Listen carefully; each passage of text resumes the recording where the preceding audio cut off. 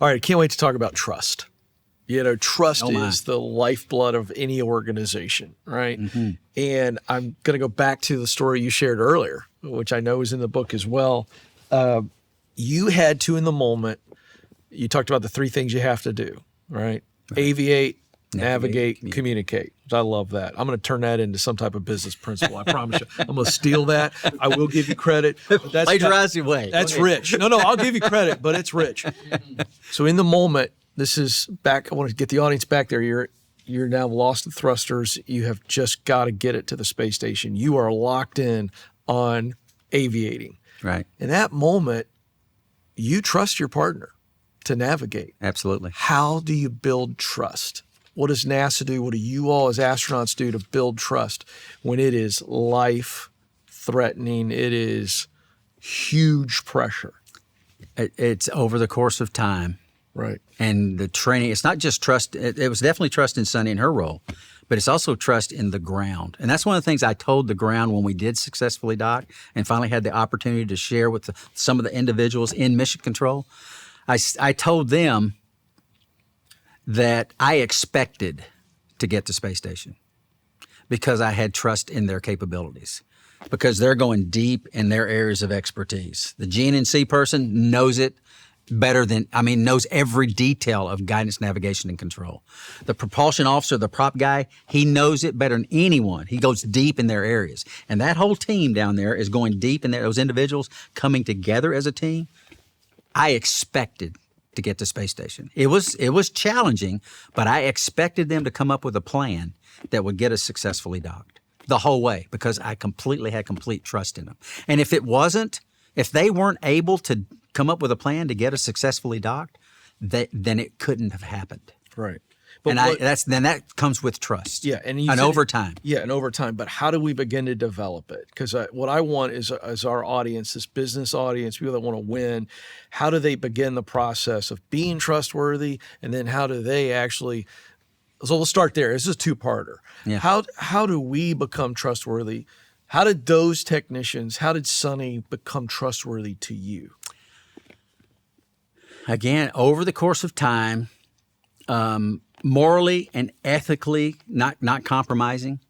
If you're compromising in your personal life, that means that you might be compromising in other areas, and those are huge, especially huge with me. So morally and ethically, not compromising. If you're compromising there, it's hard to trust you. That's good. It truly is. It's very difficult, as a matter of fact. And that's one of those things that you would pull someone aside and say, you're doing this here. You've got a great responsibility here. I can't have you. If you're doing this over here, I can't have you doing that. So we got to find you another spot, because that's too vital, your role. And those are hard calls, like I was saying earlier. But again, over the course of time, and it's a culture. The main thing, it's a culture that's built, and that comes from the top down. Culture doesn't come from the bottom up. Mm-hmm. Culture comes from the top down. Culture that says trust, that processes are in place to maintain that trust. And I can tell you, over the course of the time, not with the operations team, but with some of the program teams, I did lose trust. I've not said that publicly anywhere other than right here. I did. I lost trust in some of the programs because of what had transpired and what led to. In the book, I talk about what happened. I don't talk about why it happened. Mm-hmm. And part of the why is there was loss in trust. Mm. And the story goes from there. I'm not going to share those details. Right. That's not beneficial to the main reason of sharing it, because NASA's learning those lessons. They're rectifying those lessons. That's the main reason to even discuss those things. Yeah. But trust is paramount. Yeah. It is absolutely paramount. Have you ever noticed how most things today aren't built to last? That's why I sleep on an avocado green mattress.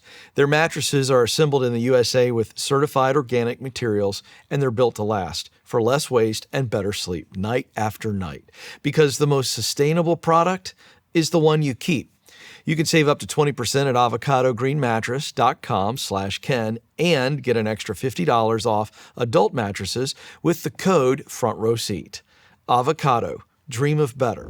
So what I'm hearing and I'm learning here alongside the audience, in order to build trust, high trust organization, there has to be integrity in processes. Absolutely. And integrity in the people who run the processes. Exactly. Is that what I'm learning? Absolutely. And the people that are on the pointy end of the spear, as leaders, you got to realize, and when I'm pointing to the spear, so I would say it like this: all these people that have expertise in these various areas, as you build that pyramid and you get up to the top point of the pyramid, it's actually the crew and the operators that all that integration comes together, right? And we're the ones on the top of the pyramid.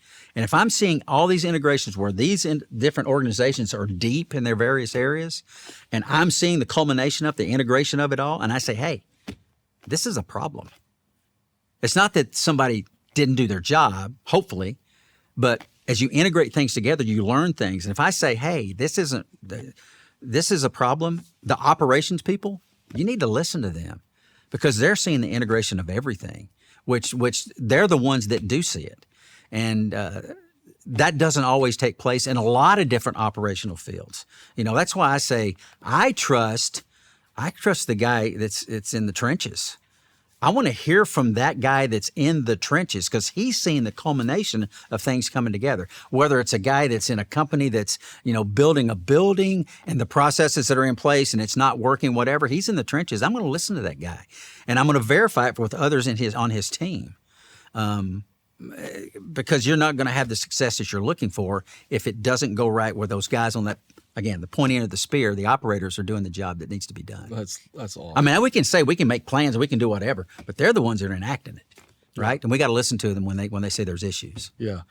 I want to talk about communication.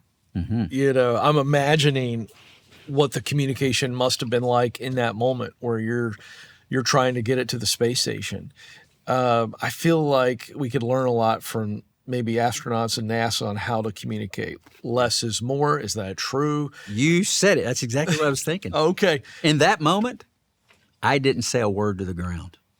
Okay. About what was taking place. You were listening. I was focused on my task. Right. Again, that communicate thing. Yeah. And I didn't ask Sonny, and Sonny didn't say anything to the ground either because we know they are busy. Right. We've done this trend. They are busy working the problem. They didn't say a lot to me. When we lost 6 degrees of freedom control, here's what he said. We see B2A1, I think it was, the thruster that failed. We see B2A1 failed. That was the 4th thruster when we lost 6 off control. We see B2A1 failed, lost the 6 off control. And I said, Roger, that was the communication. That's the only time that loss of 6 degree of freedom, that's the only time it was stated. So the world had no idea. Yeah. They didn't know. Most people didn't know what that means. Yeah. It was put up calmly, succinctly. I mean, we see B2A1 failed, lost 6 off control. Roger that.